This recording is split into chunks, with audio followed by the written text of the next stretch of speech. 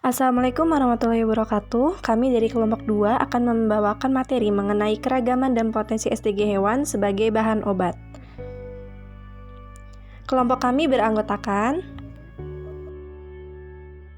Porifera atau yang biasa disebut dengan spons adalah hewan berpori yang termasuk ke dalam kelompok invertebrata dengan kandungan bahan bioaktif paling tinggi di antara berbagai biota laut. Spons yang merupakan organisme sesil hampir tidak memiliki pertahanan dari predator maupun patogen. Oleh karena itu, spons akan menghasilkan berbagai jenis bahan kimia, baik sebagai repelan maupun antibiotik yang kita kenal dengan istilah senyawa bioaktif. Senyawa bioaktif yang dihasilkan oleh setidaknya 11.000 spesies dalam 11 genus porifera ini berpotensi sebagai obat anti malaria, anti kanker, antivirus, antibakteri, dan anti jamur. Salah satu senyawa bioaktif yang telah diisolasi dari porifera adalah phleodictin dari spesies Oceanovia fistulosa. Phleodictin ini adalah salah satu kelompok alkaloid yang merupakan senyawa anti malaria. Selain itu, terdapat pula spesies dengan potensi anti malaria lain seperti Asantella sp, Zimbastella hooperi, dan Diaganus levi. Sedangkan spesies seperti Cestosponia sp dan Phyllosphonia sp memiliki aktivitas anti kanker yang sangat aktif. Nidaria berasal dari bahasa Yunani nidos yang berarti jarum penyengat, merupakan salah satu filum yang memiliki sekitar 10.000 spesies hewan sederhana yang hanya dapat kita temukan di perairan dan paling banyak akan kita temukan di laut. Tubuhnya adalah simetri radial, diploblastik, dan memiliki sel-sel penyengat yang disebut nidosit pada lapisan epidermisnya. Nidaria juga berarti hewan berongga atau Soelenterata karena memiliki rongga besar di tengah-tengah tubuhnya.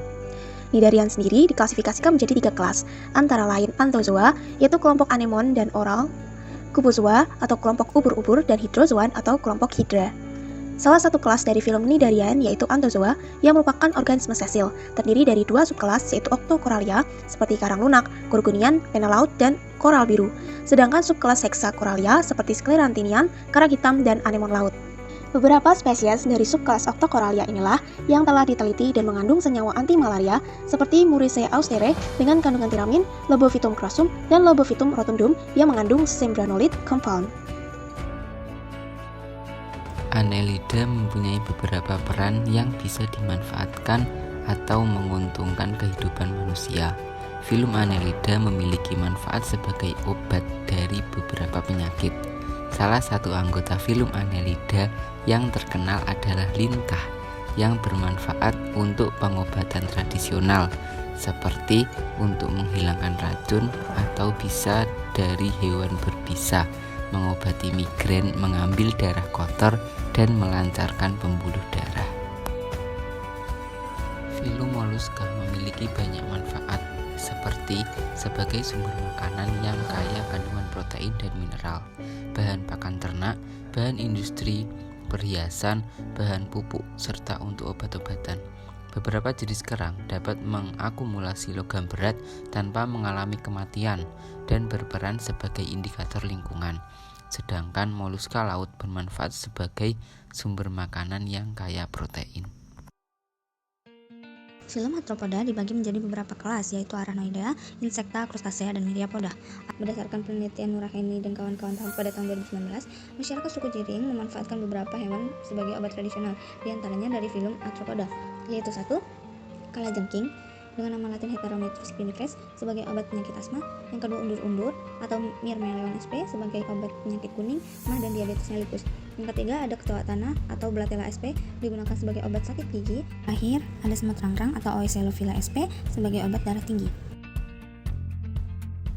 Ikan kembung atau Rastrelliger canagurta termasuk sumber protein yang baik bagi kesehatan tubuh dan memiliki kandungan antihipertensi.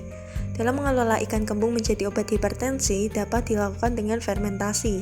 Ikan kembung hasil proses fermentasi dapat mencegah atau menyembuhkan berbagai penyakit. Degradasi protein selama fermentasi ikan membebaskan asam amino dan peptida bioaktif yang berperan sebagai antihipertensi. Dewasa ini banyak penelitian yang telah dilakukan untuk mengetahui potensi fermentasi ikan kembung sebagai salah satu sumber protein murah yang memiliki aktivitas antihipertensi.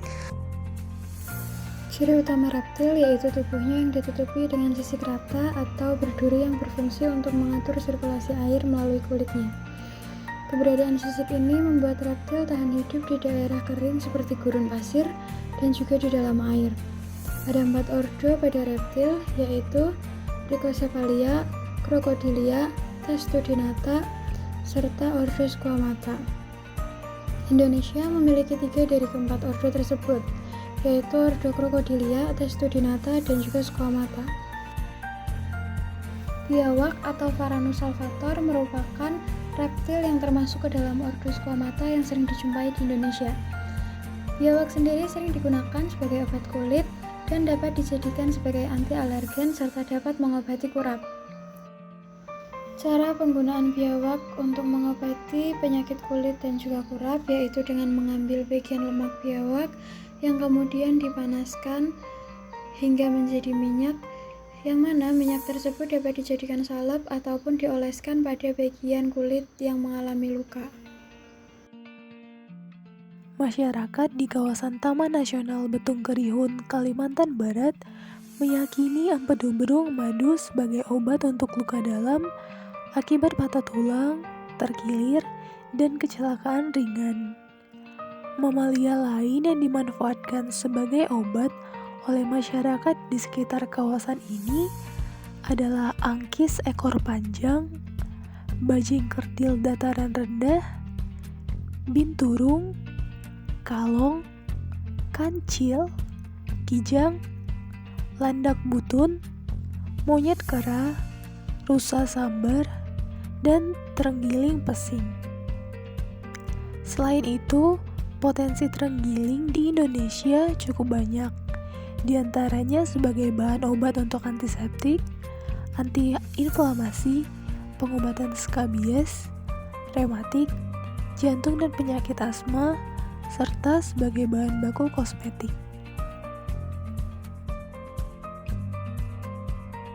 Selanjutnya, terdapat keragaman dan potensi sumber daya genetik hewan dari kelas Aves sebagai bahan obat, di mana yang kita tahu Indonesia merupakan negara dengan potensi sumber daya genetik hewan yang tinggi, salah satunya berasal dari Aves atau kelompok burung-burungan.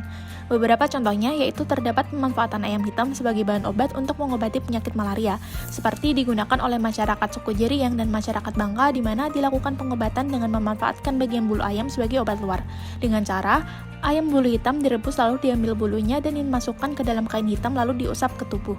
Selain itu, ayam juga dapat dimanfaatkan untuk mengobati penyakit kulit atau gatal-gatal, di mana dengan menggunakan campuran daun sirih, buah pinang, kapur sirih, serta getah gambir yang dikunyah lalu diambil airnya yang kemudian dioleskan menggunakan bulu ayam di bagian yang gatal atau bagian yang terserang penyakit kulit. Ada pula pemanfaatan ayam untuk mengobati penyakit darah tinggi, di mana dimanfaatkan bagian dari ayam berupa kaki ayam, karena dalam kaki ayam tersebut terdapat kolagen yang dapat membantu menurunkan tekanan darah tinggi dengan menggunakan kolagen dari ayam. Selain ayam, ada juga contoh yaitu pemanfaatan sarang burung walet yang dikenal kaya akan nutrisi sebagai obat untuk memberantas berbagai penyakit melalui pengolahan yang baik.